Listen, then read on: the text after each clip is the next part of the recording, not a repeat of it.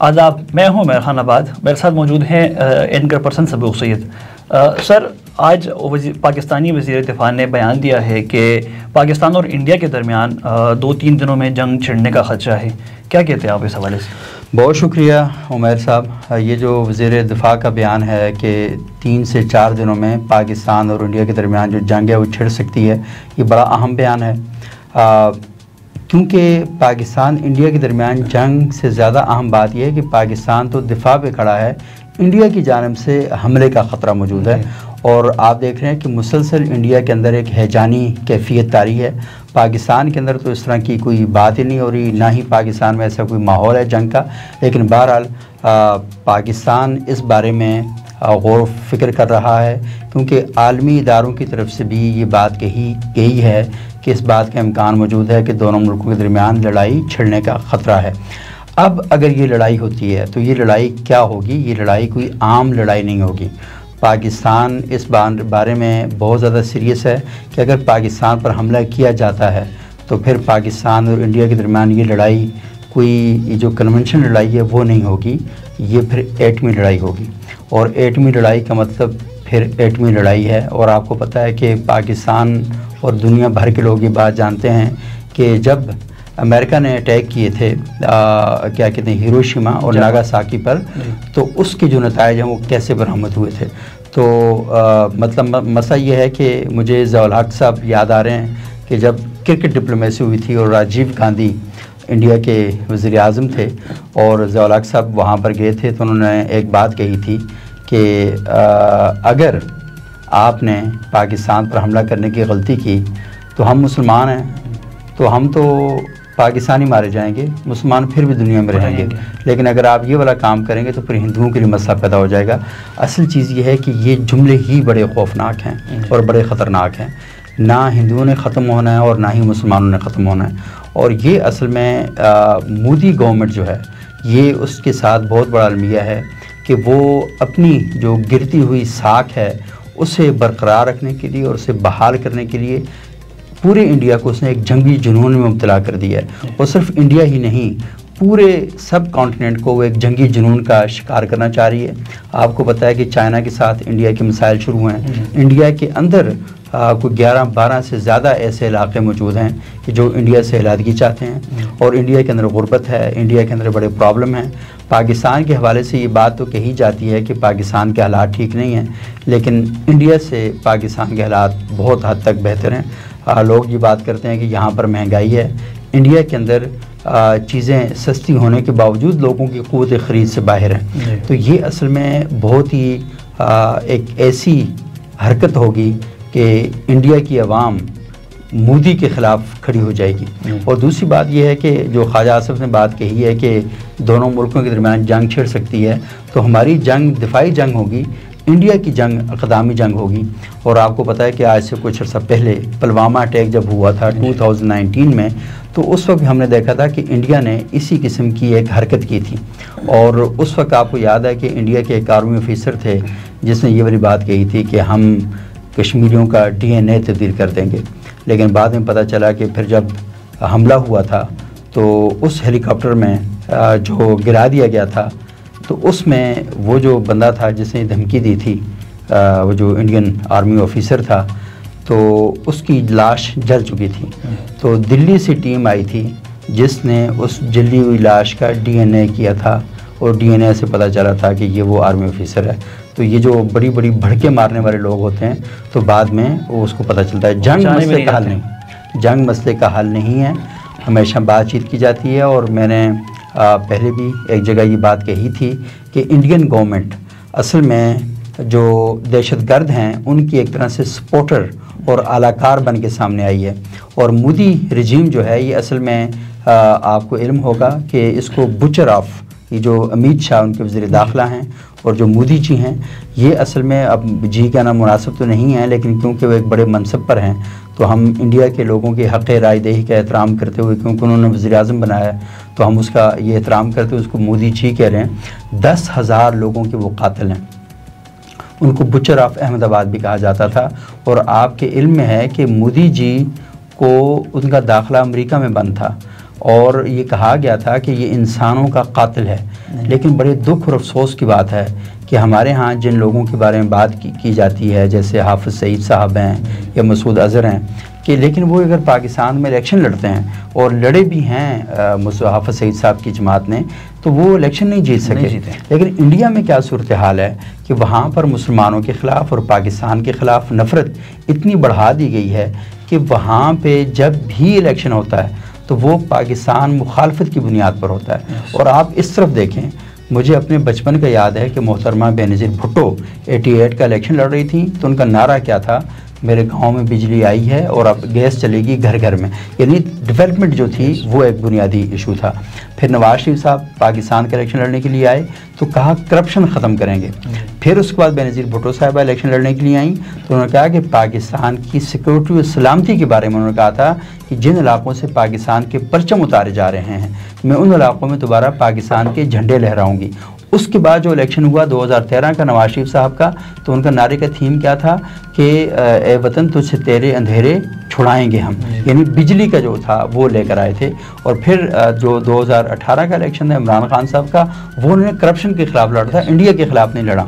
और फिर उसके बाद जब मुस्लिम लीग नून का और ये जो PDM जो आपस में सारी इलेक्शन लड़ा था, तो उसके अंदर भी आपने देखा कि वो पाकिस्तान के अंदर अमन व सुकून के हवाले से था, दहशतगर्दी के ख़ात्मे के हवाले से था और इन सारी चीज़ों के बारे में था।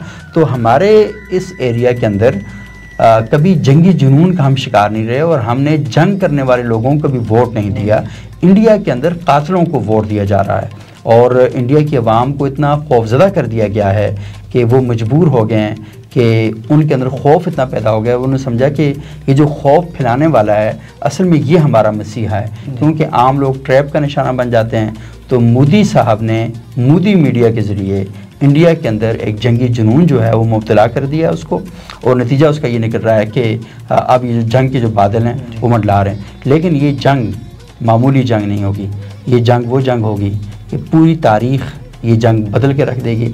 और फिर ये पानी शानी बहुत छोटी बातें रह जाएंगी। पानी तो ज़िंदा लोगों को चाहिए होता है ना, वो पीते हैं तो जीते हैं। लेकिन अगर आपने ये जंग करने की कोशिश की और अल्लाह करे कि ये जंग ना हो, मैं तो चाहता हूँ कि खुदा इंडिया को भी तरक्की दे, उसकी सलामती रहे और इंडिया के जो लोग हैं वो जंगी जुनून का शिकार ना हो और इस खित्ते के लोग भी जंगी जुनून का शिकार ना हो। लेकिन मसला ये है कि जब आप जंग छेड़ देते हैं तो फिर आपके पास इसके अलावा क्या ऑप्शन बचता है कि अब जंग है तो फिर अब जंग करेंगे। आपने इंडियन मीडिया को मोदी मीडिया कहा, ये आपसे जानेंगे, लेकिन पहले यह बताएं कि जंग से पहले एक असाबी जंग होती है, तो पाकिस्तानियों ने वो जीती या इंडियन वो जीत रहे हैं?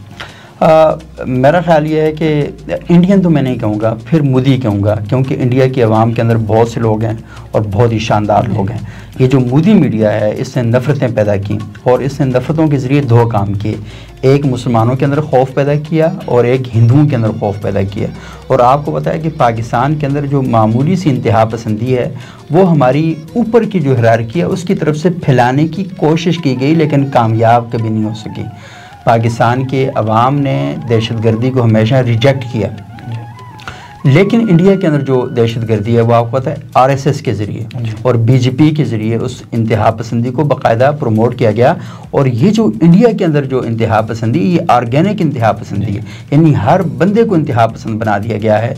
वहाँ पर आप देख रहे हैं कि डंडों के ज़रिए, लाठियों के ज़रिए, छुरों के ज़रिए और असलहे के ज़रिए बच्चों को बाकायदा स्कूलों में ट्रेनिंग करवाई जाती है दहशतगर्दी के हवाले से। और आप यूट्यूब पर और सोशल मीडिया पर वो वीडियोज़ देख सकते हैं, क्योंकि बहुत सी वीडियोज़ ऐसी हैं कि जो सोशल मीडिया ने वहाँ से हटा भी दी हैं, क्योंकि वो उनकी जो सिक्योरिटी की जो चीज़ें हैं या दूसरे जो हैं उनके इंसानी हुकूक के हवाले से उन्होंने हटा दिए हैं। लेकिन आप ये भी देख लें कि इंडिया ने सिर्फ एक वॉर डिक्लेयर नहीं की पाकिस्तान के ख़िलाफ़, उसने 2 जंगें पाकिस्तान के ख़िलाफ़ शुरू की हैं। एक तो मैदान जंग की जंग है और आपको पता है कि हमारे बलूचिस्तान में इंसर्जेंसी में और ये जो तालिबान हैं जिन्हें हमारी हुकूमत खवारिज कहती है, इनकी सपोर्ट करके उसने पाकिस्तान के अंदर एक जंग शुरू की है। और यही नहीं किया बल्कि यहाँ पर लोगों को हायर करके, दुबई से लोगों को हायर किया गया और यहाँ पे लोगों को नमाज़ पढ़ते हुए मस्जिदों में बैठे हुए लोगों को पकड़ के मारा गया और टारगेट करके लोगों को यहाँ पे मारा गया।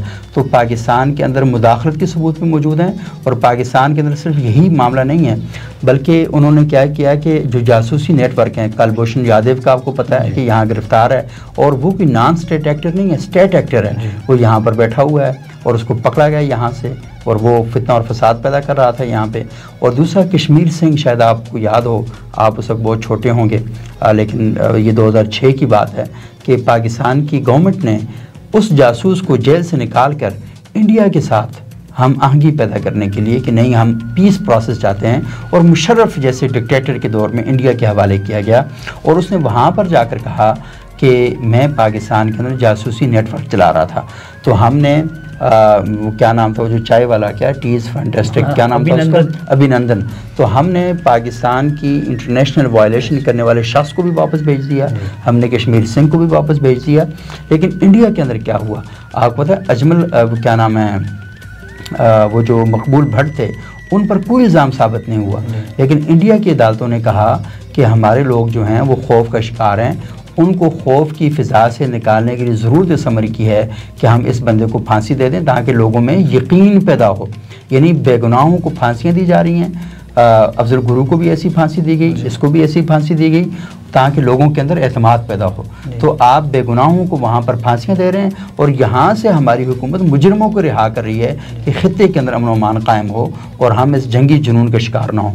दूसरा जो पहलू मैंने आपके साथ बयान किया था, आपको पता है कि यूनाइटेड नेशन का ये जो यूरोपीय यूनियन का वहाँ पे एक पूरा नेटवर्क है कि जो ये देखता है कि कौन सी चीज़ें जो हैं ये साइबर स्पेसेस पर ये हो रही हैं। तो 750 वेबसाइट्स ऐसी थी जो इंडिया से ऑपरेट की जा रही थी, पूरी दुनिया के मुख्तलिफ जगहों से ऑपरेट की जा रही थी, और वो क्या करती थी कि पाकिस्तान के ख़िलाफ़ एक गुनाहोना प्रोपगंडा करती थी, और ऐसे पेजेस बनाए गए थे जिनके ज़रिए पाकिस्तान के अंदर फ़िरक़ावारीत फैलाई जा रही थी, नफ़रतें फैलाई जा रही थी, पंजाबी महाजर फसाद, शिया सुन्नी फसाद, देवबंदी बरेलवी फसाद, और पाकिस्तान के लोगों को जहनी तौर पर ट्रैप करने के लिए इस तरह के माहौल जो है सारी चीज़ें बनाई जा रही थी। तो एक उसने पाकिस्तान के अंदर घुस कर ये सारा कुछ किया, और दूसरा उसने जो साइबर स्पेसेस थी उनको नफ़रतों को फैलाने के लिए और प्रोपगंडे के लिए इस्तेमाल किया। अब यहाँ पर एक सवाल तो ज़रूर पैदा होता है, और आपको मुझसे सवाल करना चाहिए कि हमारी हुकूमत क्या कर रही थी और हमारी जो इदारे हैं वो क्या कर रहे थे। तो ये एक सवाल है। तो हम असल में दोनों जगहों पर नाकाम हुए। हमें चाहिए था कि वो जो 750 वेबसाइट्स जब पर यूरोपीय यूनियन की डिसइन्फो लैब उसने वो किया था, तो हमें चाहिए था कि हम पूरी दुनिया में बता दें कि इंडिया इस किस्म की मक्कारी में और सफाकी में और लोगों को लड़ाने में मुलव्वस है।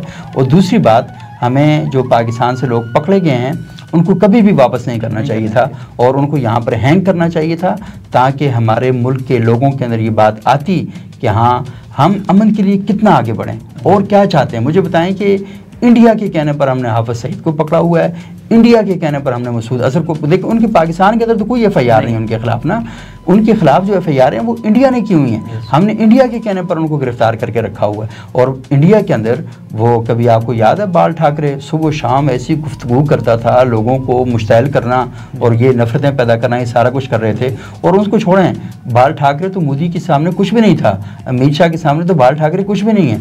ये तो ऐसे जनवन दहशतगर्द हैं कि पूरी दुनिया इनको दहशतगर्द कहती है। और तीसरी जगह पर यह आप ये देख लें कि इंडियन सरकार के बारे में कनाडा की गवर्नमेंट, कतर की गवर्नमेंट ये कह चुकी है कि ये हमारे मुल्कों में घुसकर मुदाखलत करते हैं। तो इंडिया का वजूद, इंडिया नहीं मोदी सरकार जो है, ये पूरी दुनिया के अमन के लिए ख़तरा है। और ये इंतशार पसंद वो है, और ये इंडिया की आवाम को, और इंडिया के लोग बहुत अच्छे हैं, हम उनके लिए बहुत अच्छा मैसेज यहाँ से देना चाहते हैं कि वो तरक्की के लिए काम, गुर्बत के ख़िलाफ़ काम करें, दहशतगर्दी के ख़िलाफ़ काम करें। लेकिन वो बेचारे क्या करें कि उनके ऊपर ही एक बंदा बैठा है जो ख़ुद दहशतगर्द है, जिसको पूरी दुनिया दहशतगर्द समझती है। बहुत शुक्रिया सबूक साहब, थैंक यू वेरी मच।